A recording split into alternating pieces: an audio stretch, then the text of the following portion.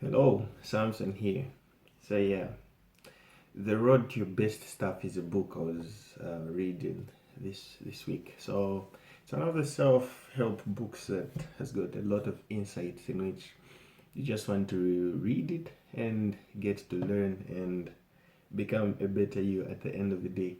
So in today's book review, I am not going to do the usual reviews and whatnot. Instead, looking at the fact that the road to your best stuff has got a lot of actions and questions to ponder on, so that is what the focus is going to be about. But the general outlook in the book itself, it's talking about your preparation, your execution, and then there are special applications in the book. So your stuff, Mike Williams says, is the essence of what you have, including your strengths, your ideas, your skills, your talents, your experiences, your habits, your standards, and everything that you might want to think about, maybe your passions and everything that you want to apply um, in your life. So the better you know and accept yourself, the better prepared you are to meet the challenges and to overcome them in order to live a life of a higher calling.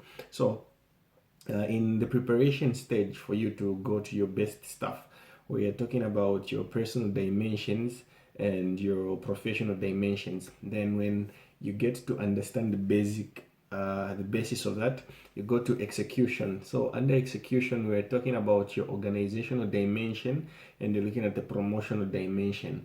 And then the special applications, there is a business perspective that you get, and there is a non-profit perspective you get, then there is a career transition. So I'm going to focus on the last part, on the career transition. So in the preparation stage, talking about your personal dimension, in order for you to reach some major goals or milestone, in order for you to achieve and sustain whatever you want to do, there is need for a solid sense of who you really are, the history of your aspirations, your ideas, your strengths, your weaknesses, your standards, and everything that comes in with that. So who you are has got a very key role to play in you going to your best stuff.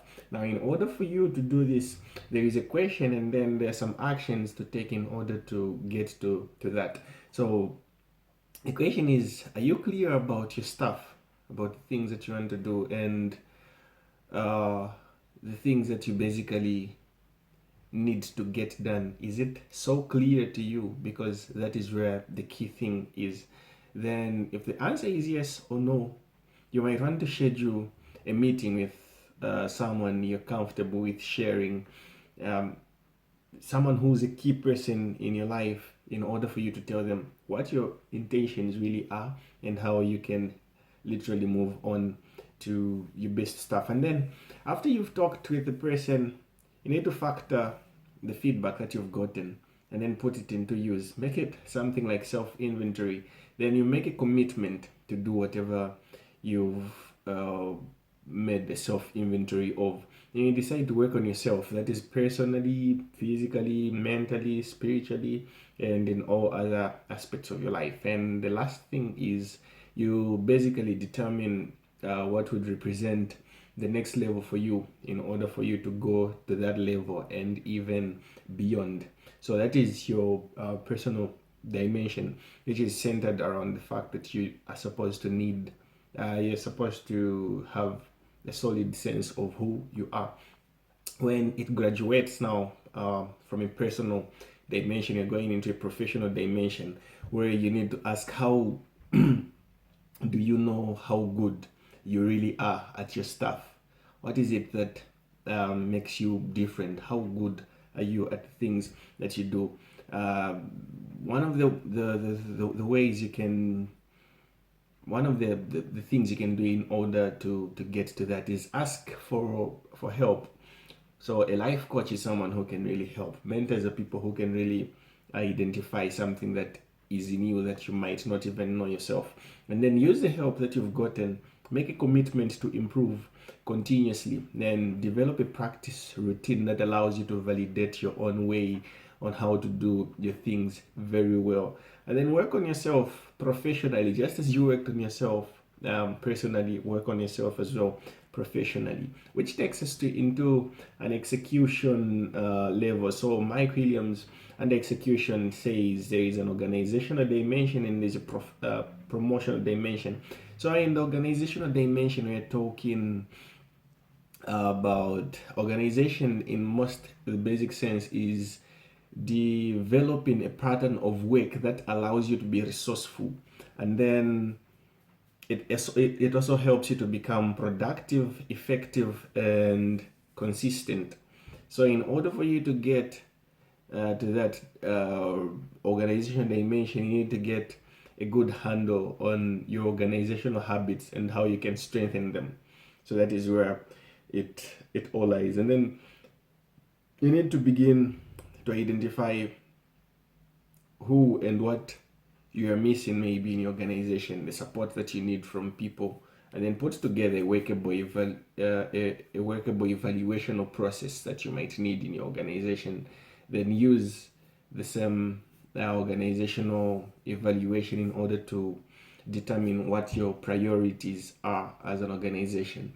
Looking at the promotional dimension, we're talking about, do you have a sense of what you have to offer to the marketplace and what is it that distinguishes you from other people? That is you being able to bring out yourself out to the marketplace and promoting yourself. What is it that makes you different, that you're going to bring to the marketplace?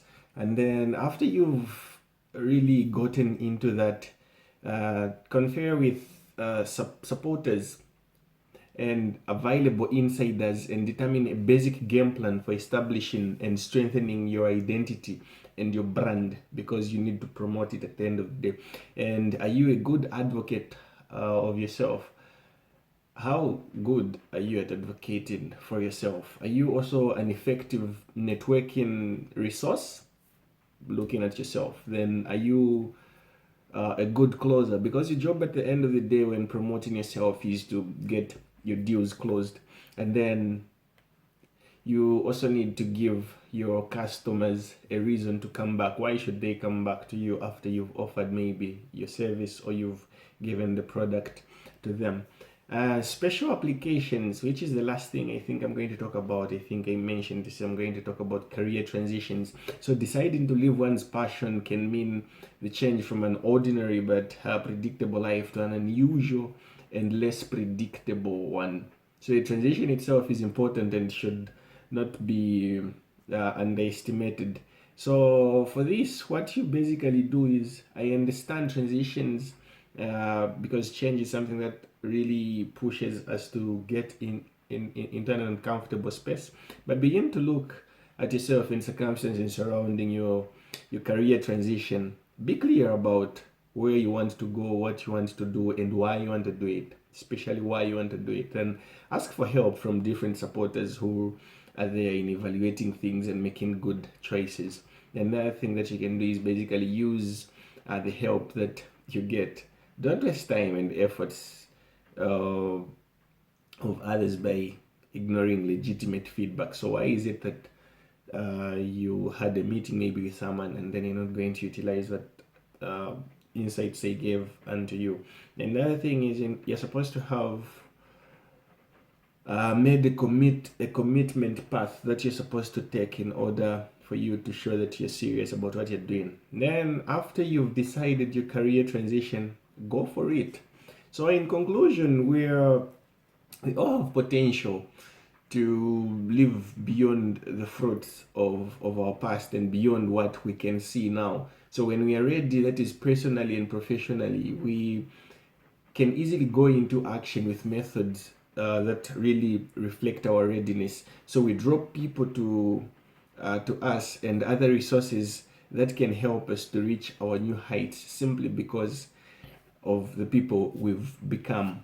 So that was The Road to Your Best Stuff by Mike Williams. Till we meet in the next segment, I am checking out.